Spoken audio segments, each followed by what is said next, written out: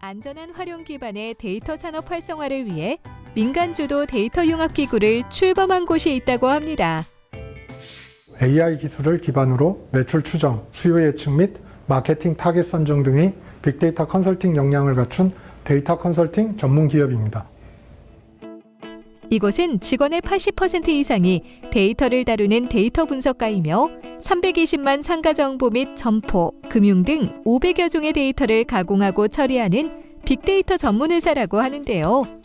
5년 이상 빅데이터 사업으로 축적된 노하우와 기술력을 바탕으로 연간 50여 개 이상의 데이터 기반 프로젝트를 진행하며 현재는 가명 사업이라는 새로운 영역의 선도업체가 되는 것을 목표로 잡고 각종 사업을 진행하고 있다고 합니다. 특히 최근에는 수집, 가공된 빅데이터를 안전하게 결합한 후 다양한 산업 영역에 활용하고자 민간 주도 데이터 융합 기구를 선보였다고 하는데요.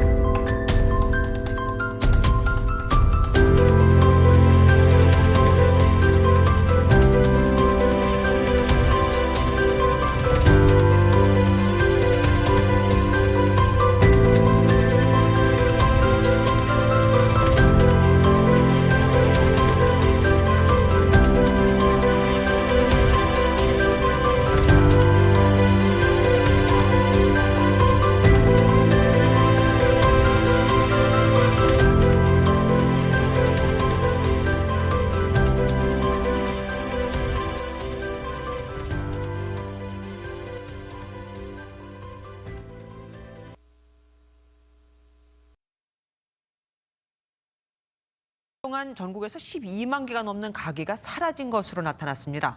수많은 자영업자들이 무너졌다는 얘기가 되죠. 가뜩이나 경기가 안 좋았는데 코로나19로 결정타를 맞은 상황이 빅데이터로 포착됐습니다. 데이터로 본 세상, 민경현 기자가 보도합니다. 폐업, 그리고 폐업. 최근 자영업자들은 하루하루가 말 그대로 지옥입니다. 얼마나 심각한 상황인지 MBN 데이터 취재팀이 택배 물류와 카드 결제 데이터 6억 건을 분석해봤습니다. 지난 3월 말 기준으로 전국의 오프라인 매장은 총 146만 곳으로 1년 전과 비교하면 12만 곳 넘게 줄어들었는데요.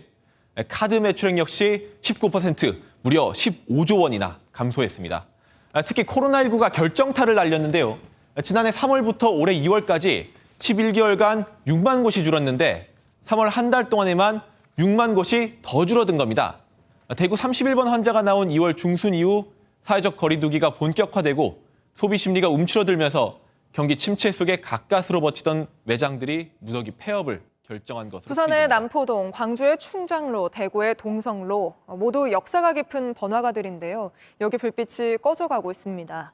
발품 뉴스가 부산, 광주, 대구를 쭉 둘러보니까 사거리 목 좋은 건물이 통째로 비어있는 지역도 있었습니다. 윤정식 기자입니다.